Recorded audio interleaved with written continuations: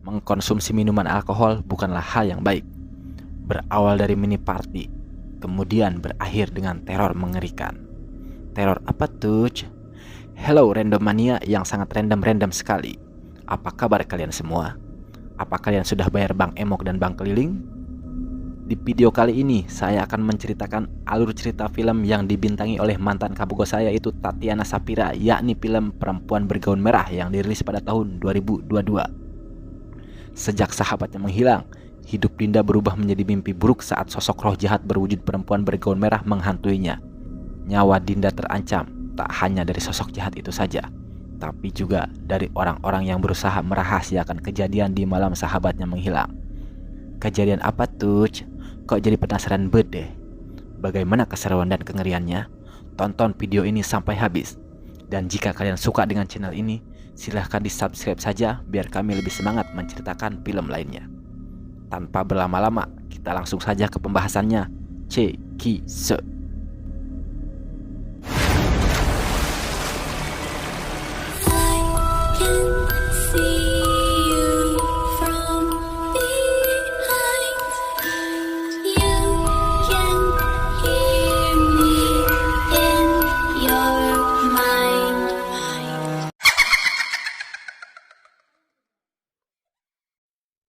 Film ini diawali dengan memperlihatkan seorang perempuan cantik jelita bernama Kara.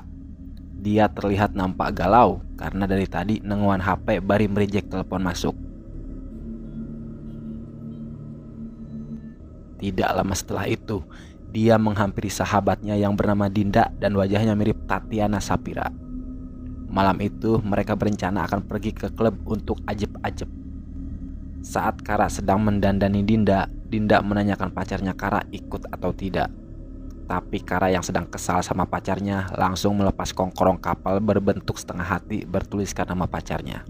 Udah gak butuh. Udah datang. Tidak lama kemudian pintu diketuk dan Kara segera membukanya. Rupanya itu adalah teman-temannya Kara yang datang. Kara merasa heran karena Rosa dan Gary membawa dua orang asing. Gary mengusulkan untuk abok dulu di tempat Kara sebelum pergi ke klub. Mau tidak mau, Kara mempersilahkan mereka beserta dua orang asing masuk. Udah gak apa-apa. Palingan juga temennya Rosa sama Gary. Pesta abok kucubung pun dimulai. Semuanya pabuis menenggak minuman haram. Di tengah perolengan, pacar Kara yang bernama Putra mengkoling Kara, tapi panggilan itu tidak digubris Kara. Kara tidak peduli dengan hal itu dan lanjut abok ampe oleng. Setelah semuanya oleng, Dinda yang tidak kuat pergi ke toilet untuk utah.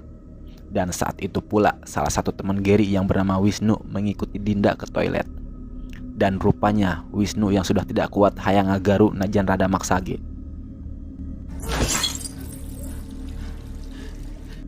Untung saja Dinda berhasil lolos dari cengkraman Wisnu.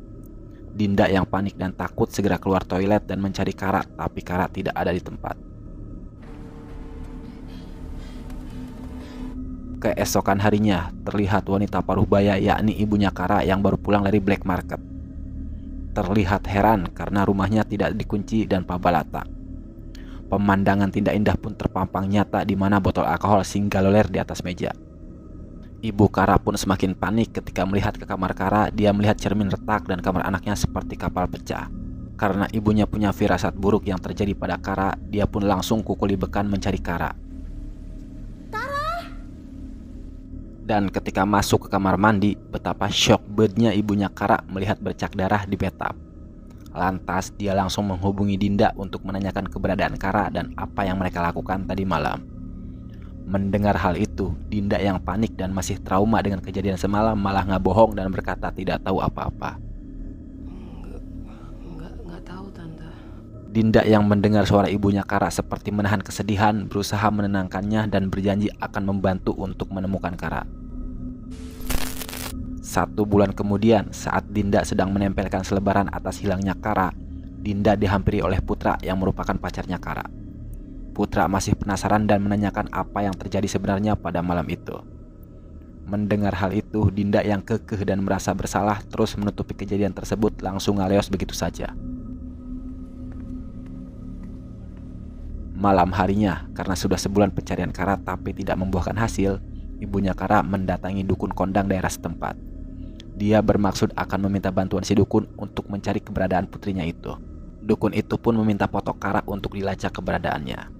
Dan ritual pencarian Kara pun dimulai.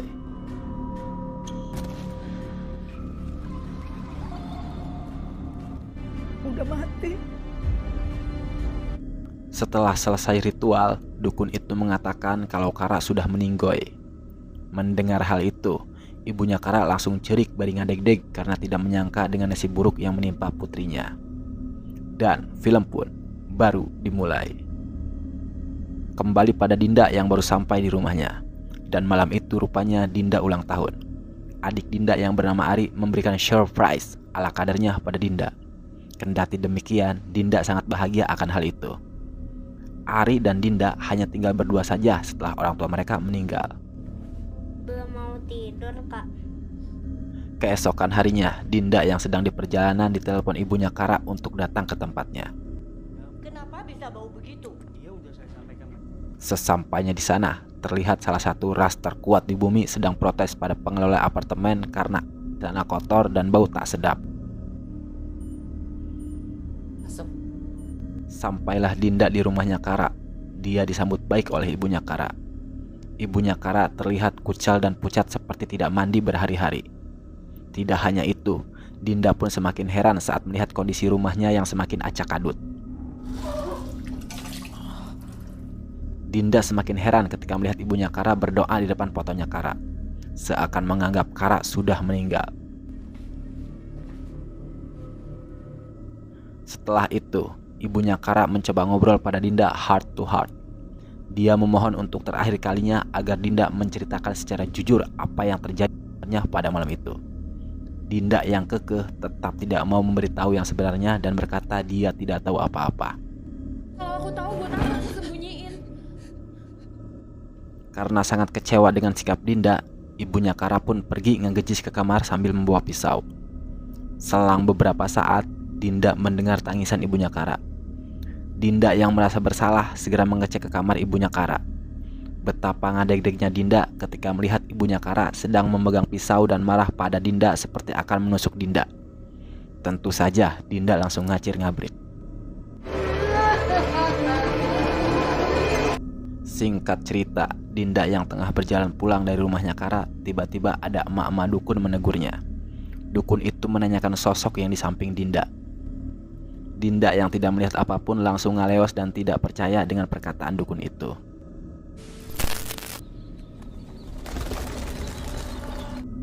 Sin pun beralih memperlihatkan Wisnu yang sedang oleng. Saat Wisnu akan memasuki lift, dia merasa ada sosok yang memperhatikannya.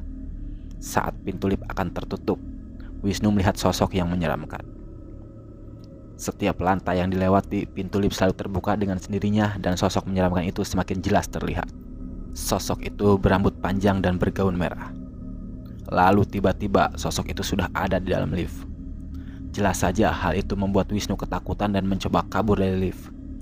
Tapi hal itu sia-sia. Kaki Wisnu ditarik lagi ke dalam lift hingga membuat kepalanya berada di luar lift dan terjepit pintu lift. Dan akhirnya Wisnu tewas dengan cara yang mengenaskan dan kejadian itu terekam oleh CCTV di lift itu. Keesokan harinya, Dinda yang kebelet hayang modal terbangun dari tidurnya. Saat Dinda akan ngehejen, dia heran ketika melihat adiknya sedang mandi. Ari mau mandi, nanti aku telat.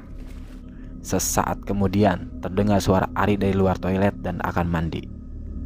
Dinda yang tadinya ekspresi ngehejen langsung berubah ekspresi panik dan takut. Tentu saja hal itu membuat Dinda langsung kabur tanpa obeh dulu. Singkat waktu, Dinda dan Ari segera naik bis.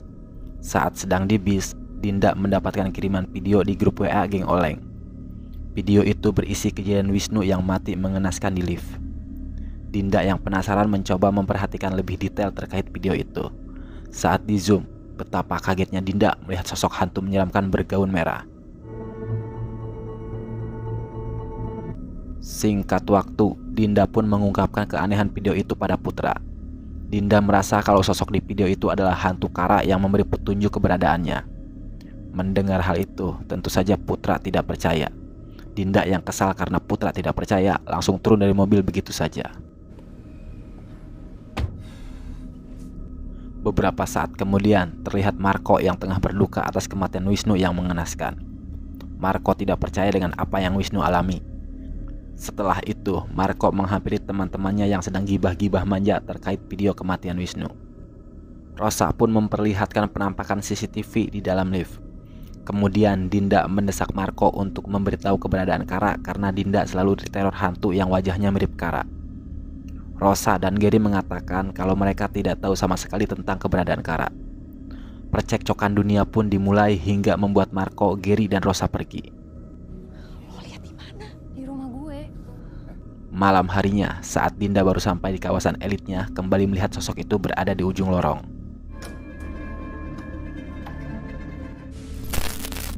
Di sisi lain, Gary dan Rosa sedang dalam perjalanan pulang. Terlihat Gary nampak kesal pada Rosa karena terus ngomongin insiden kematian Wisnu yang terlihat ada penampakan sosok hantu Kara. Di tengah perhelatan adu bacot, tiba-tiba mobil mereka menabrak sosok hantu bergaun merah. Saat keduanya keluar untuk mengecek keadaan, mereka tidak menemukan apapun. Tapi tiba-tiba Gary melihat sosok kuntilanak merah akan menyerangnya. Gary pun langsung masuk mobil dan tancap gas sekencang-kencangnya. Di tengah ketakutan, tiba-tiba Gary mendapatkan telepon dari Rosa. Dan saat diangkat, terdengar suara Rosa yang ngamuk karena tinggal begitu saja. So, siapa yang ada di dalam mobil bersama Gary? Seperti sudah disetting sutradara, saat Gary keluar mobil untuk kabur, mobil putih dengan kecepatan tinggi lewat dan langsung menghantam Gary hingga meninggoy.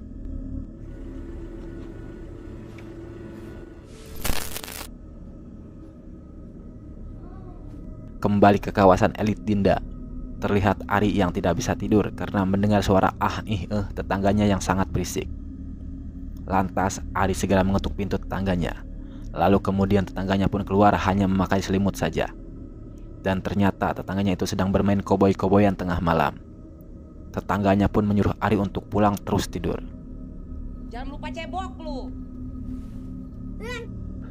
Saat Ari berjalan ke arah kontrakannya, tiba-tiba sosok hitam mengikuti Ari. Ari yang ketakutan terus menggedor pintu tapi tidak ada jawaban. Ari pun segera lari untuk bersembunyi. Saat Ari bersembunyi, kakaknya pun keluar dan langsung memanggil Ari.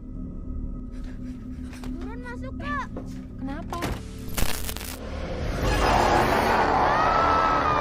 Rupanya itu bukan kakaknya Ari, melainkan sosok kuntilanak merah yang menyamar jadi kakaknya dan mencoba menyerang Ari. Untung saja Dinda segera datang dan menghentikan semua itu. Nggak apa-apa. Tiba-tiba pintu kontrakannya diketuk. Dan ternyata itu adalah Rosa yang sedih banget karena pacarnya sudah pindah universe lebih dulu. Kemudian Rosa menceritakan keganjilan sebelum Gary meninggal, di mana Gary meninggalkan Rosa seorang diri di tengah malam yang sunyi setelah menabrak sosok bergaun merah. Apakah itu sosok Kara? Namun Rosa bingung kenapa sosok itu terus menyerang teman-temannya satu persatu. Padahal Rosa merasa kalau dirinya tidak melakukan kesalahan apapun pada malam itu. Keesokan harinya, Dinda, Rosa, dan Putra mendatangi kediaman dukun yang pernah menyapa Dinda tempo hari. Maksud kedatangan mereka tak lain dan tak bukan untuk menanyakan sosok bergaun merah yang terus meneror mereka. Tapi saat itu mereka heran karena Marco belum juga datang. Karena Marco tak kunjung datang, akhirnya mereka memulai ritual dengan si dukun tanpa Marco. Beberapa saat kemudian dukun itu meminta ciri-ciri orang yang mereka maksud. Setelah melihat foto, dukun itu pun kaget sambil menyebutkan nama Kara. Kara. Lalu kemudian dukun itu mengambil sebuah gulungan kertas. Sambil membuka gulungan itu, dukun itu menjelaskan jika mereka sedang diincar oleh sosok yang disebut Hong Kui. Hong Kui adalah roh seseorang yang bunuh diri memakai gaun merah agar bisa kembali untuk membalaskan dendam. Dia tidak akan berhenti sebelum keinginannya tercapai. Dan untuk menghentikannya, mereka harus segera menemukan mayatnya. Jika tidak, maka mereka semua akan mati. Mendengar hal itu, Dinda yang sudah tidak kuat diteror pun ingin segera menemukan jasad Kara dan dia akan menjadi mediator untuk menemukan keberadaan jasad Kara.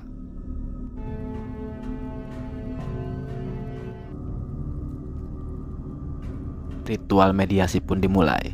Dinda terus memanggil nama Kara dan tidak lama kemudian meja itu ngegeter dan lampunya murag. Tiba-tiba saja Kara berada di ruang hampa dan gelap. Dan saat itu pula terdengar suara seseorang tenggelam sambil memanggil namanya. Kemudian Dinda diperlihatkan petunjuk untuk mengetahui apa yang sebenarnya terjadi pada Kara. Dalam penglihatannya terlihat Kara sedang digaru paksa oleh seseorang. Kemudian setelah itu Kara seperti dicelupkan ke dalam sebuah toren air.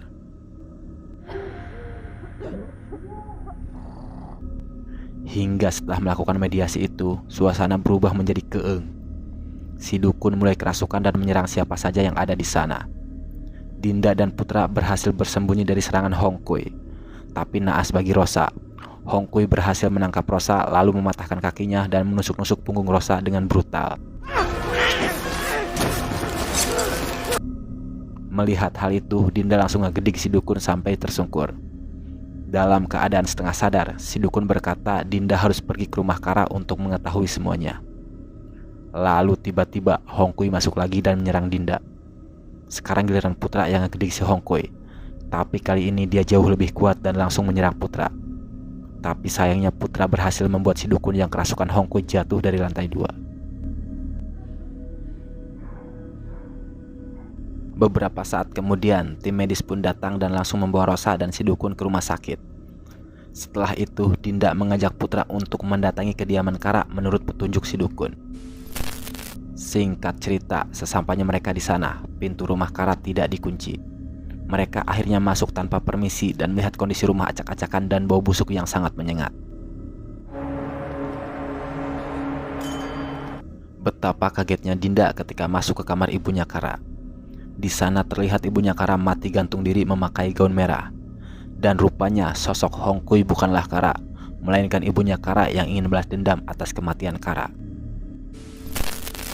Keesokan harinya, jasad ibunya Kara pun segera dikremasi. Setelah selesai upacara kremasi, di perjalanan pulang Dinda memberikan kalung kapal milik Kara pada Putra. Hingga pada akhirnya Dinda menceritakan kronologi yang sesungguhnya di malam itu. Di mana pada malam itu mereka mengadakan party dan abok-abokan sebelum pergi ke clubbing. Karena Dinda juga oleng, dia tidak begitu mengingatnya. Tapi yang pasti hampir saja saat itu Dinda digaru paksa oleh Wisnu di toilet. Untung saja Dinda masih bisa melawan dan kabur dari rumah Kara. Dan sejak saat itu dia tidak tahu lagi dengan keadaan Kara. Di tengah kebingungan, Putra meminta Kara untuk mengingat lebih detail dan menanyakan keberadaan Marco. Kara kembali mengingat detail malam itu. Ternyata setelah diingat lagi, Dinda akhirnya sadar kalau saat itu Marco ternyata memperkaos Kara. Mendengar hal itu, Putra syok dan turun dari mobil. Karena selama mereka pacaran, Putra belum pernah membela-bela Kara.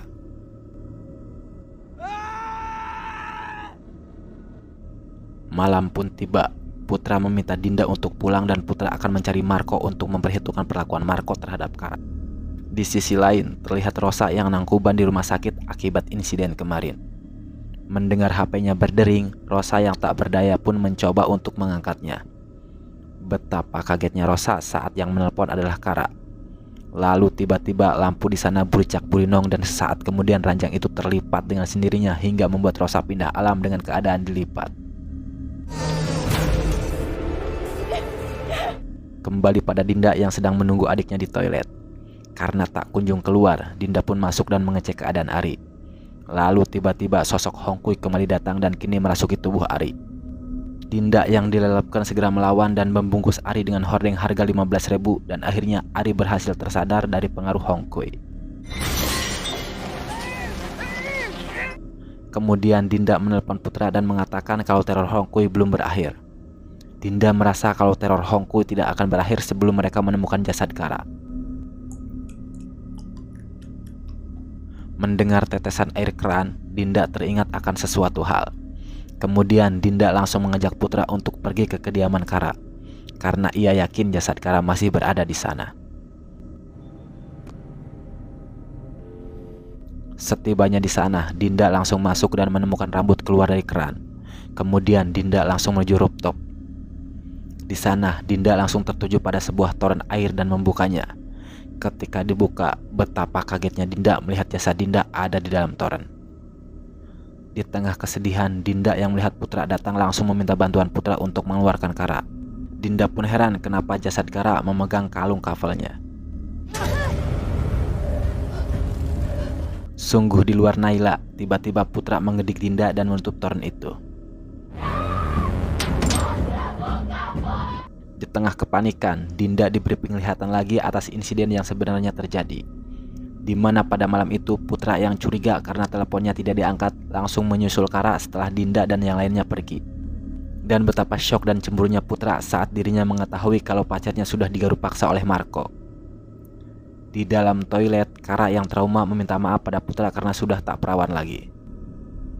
Putra yang terbakar api cemburu malah mendorong Kara sampai menghantam bathtub hingga tewas.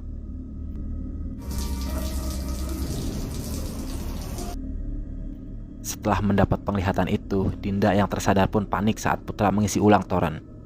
Dinda yang tak ingin nasibnya sama seperti Kara memohon pada Putra untuk membuka tutup toren. Dan di saat itu pula, Marco yang baru datang memohon pada Putra untuk melepaskan Dinda. Putra yang sudah diliputi rasa benci dan marah pada Marco tidak menghiraukannya dan menyalahkan Marco karena telah membelenggu pacarnya. Dan saat Marco akan menyelamatkan Dinda, Putra mengancam Marco akan melaporkan kejadian yang sebenarnya pada polisi. Rupanya pada saat itu Marco terkena fitnah Dajjal oleh Putra atas kematian Kara. Pada saat itu Marco yang panik saat Putra datang, tapi Kara yang berada di sisinya sudah tewas.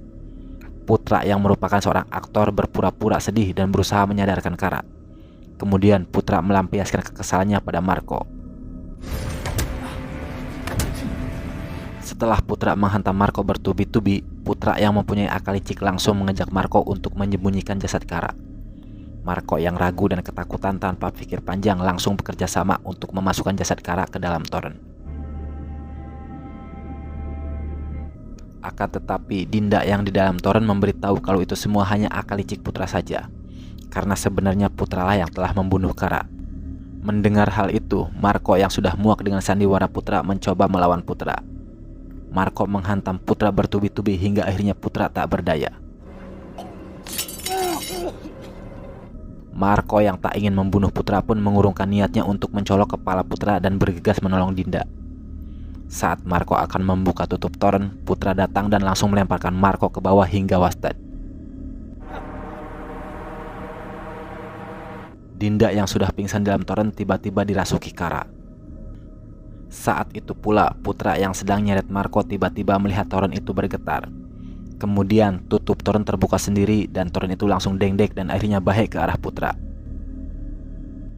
Dinda yang dirasuki Kara segera keluar dari toren seperti hantu Sadako. Rupanya Kara ingin menuntut balas atas kematiannya pada Putra. Melihat hal itu, Putra yang ketakutan mencoba melarikan diri tapi hantu Kara terus mengejarnya. Hingga akhirnya hantu Kara menjepit kaki Putra hingga patah. Sambil asrod-asrodan, Putra terus ngarangsod menghindari hantu Kara dan pada akhirnya hantu Kara menancapkan besi ke dada Putra. Dinda yang akan tersadar pun melepaskan besi itu. Melihat kesempatan itu, Putra langsung menusuk perut Dinda hingga tersungkur. Dinda yang sudah tidak berdaya terus diserang Putra dan akan dihabisi. Saat Dinda sudah pasrah dengan keadaan, tiba-tiba hantu Kara datang dan menyelamatkan Dinda. Hantu Kara langsung adaplok di punggung Putra dan menggondol Putra hingga akhirnya Putra tewas karena terjatuh dari rooftop ke lantai dasar. Di akhir film, setelah Kara dikremasi, Dinda mengganti foto ibunya Kara yang sendiri dengan foto bersama Kara. Setelah itu, Dinda, Ari, dan si dukun berjalan keluar dan film pun berakhir. Dan itulah alur cerita film Perempuan Bergaun Merah. Bagaimana? Mengerikan sekali bukan? Berawal dari abok-abokan, mereka harus mendapatkan teror yang merenggut nyawa mereka satu persatu. Ibunya Dinda yang tidak rela anaknya meninggal melakukan ritual untuk menjadi Hongkui dan membalaskan dendam atas kematian anaknya. Dan dalang dari semua kengerian ini tak lain dan tak bukan yaitu dari pacarnya Kara yang cemburu buta melihat Kara dimantap-mantap paksa oleh Marco. Sehingga tanpa sengaja Putra telah membuat Kara meninggoy. Pesan yang bisa kita ambil dari film ini adalah jangan dekati minuman haram karena itu bisa merusak segalanya. Saya Ede pamit undur diri. Salam sehat selalu. Sampai jumpa di video selanjutnya. See you and goodbye.